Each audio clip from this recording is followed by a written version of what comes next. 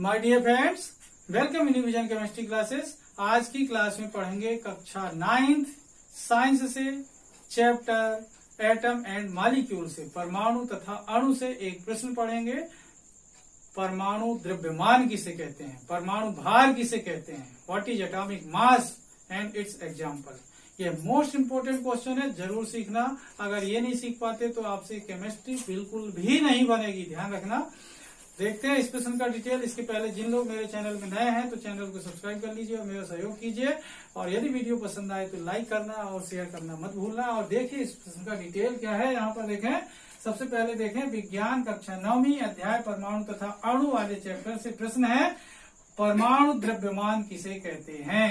उदाहरण लिखिए, परमाणु द्रव्यमान को दूसरे शब्दों में परमाणु भार किसे कहते हैं, कह सकते हैं व्हाट इज एटॉमिक मास कह सकते हैं। ठीक है, तो देखें आंसर। किसी परमाणु के नाभिक में उपस्थित न्यूक्लियनों की संख्या परमाणु द्रव्यमान या परमाणु भार कहलाती है। ध्यान से देखें, किसी परमाणु के नाभिक में उपस्थित न्यूक्लियनों की संख्या परमाणु द्रव्यमान या परमाणु भार कहलाती है। न्यूक्लियन मतलब न्यूक्लियस में, मतलब नाभिक में उपस्थित प्रोटॉन और न्यूट्रॉन को कहते हैं। किसे कहते हैं न्यूक्लियन? प्रोटॉन और न्यूट्रॉन को कहते हैं, क्योंकि ये न्यूक्लियस में पाए जाते हैं, एटम के नाभिक में पाए जाते हैं। ठीक है, तो देखिए फिर आगे देखते हैं।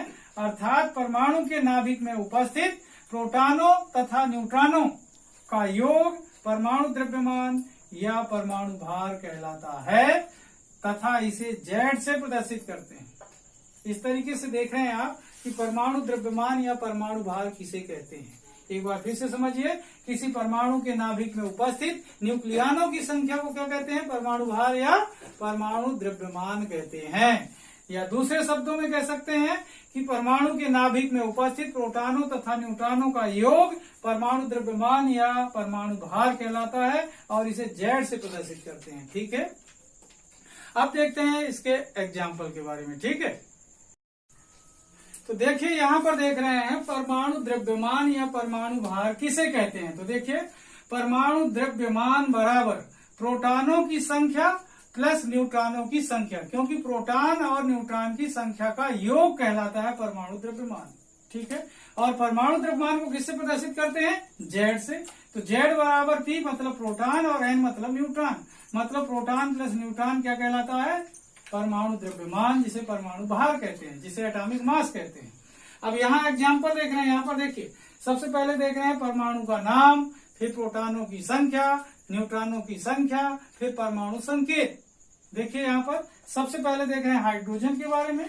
हाइड्रोजन में प्रोटॉनों की संख्या कितनी है, 1, न्यूट्रॉन की संख्या है 0।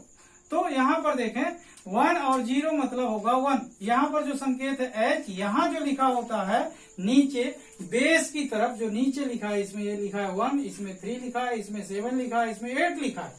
तो ये जो बेस में लिखा हुआ है ये कहलाता है परमाणु संख्या। क्या कहलाती है, परमाणु क्रमांक, मतलब एटॉमिक नंबर कहलाता है।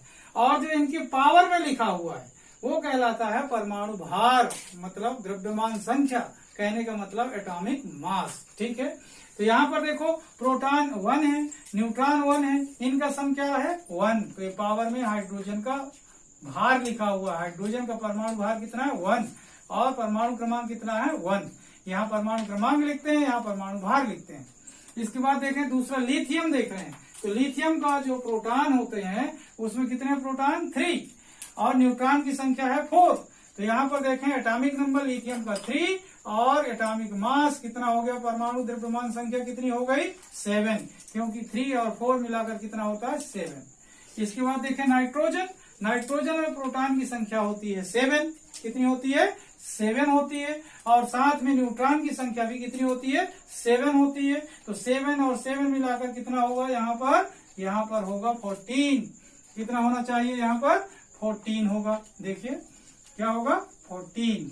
ठीक है, और अब यहाँ पर देखें ऑक्सीजन में, देखें ऑक्सीजन में प्रोटॉनों की संख्या 8, न्यूट्रॉनों की संख्या भी 8 और 8 का जो सम होगा, योग होगा, कितना होगा 16। तो परमाणु क्रमांक ऑक्सीजन का 8 और परमाणु भार कितना होगा 16। नाइट्रोजन का परमाणु क्रमांक 7 और परमाणु भार कितना होगा 14। लिथियम का परमाणु क्रमांक 3 और परमाणु भार कितना होगा 7। हाइड्रोजन का परमाणु क्रमांक 1 और परमाणु भार होगा 1। ठीक है। इस तरीके से आपने देखा कि द्रव्यमान संख्या किसे कहते हैं, परमाणु भार किसे कहते हैं। तो आपने देखा कि प्रोटॉन और न्यूट्रॉन का योग क्या कहलाता है, द्रव्यमान संख्या मतलब परमाणु भार कहलाता है, जो कि इस टेबल के माध्यम से आपको स्पष्ट समझ आ रहा है, ध्यान से देखें। ठीक है। इसके बाद मैं बता दूं आपको कि ये मोस्ट इंपोर्टेंट क्वेश्चन है, जरूर सीखिए। इसके पहले मैं आपको वीडियो बना चुका हूं, एटॉमिक नंबर किसे कहते हैं, मतलब परमाणु संख्या या परमाणु क्रमांक किसे कहते हैं। ये दोनों वीडियो जरूर सीखना। ठीक है। आज की क्लास को मैं यहीं पर समाप्त करूंगा। जिन लोग मेरे चैनल में नए हैं तो चैनल को सब्सक्राइब कर लीजिए और मेरा सहयोग कीजिए। तब तक के लिए धन्यवाद। जय हिंद, जय भारत।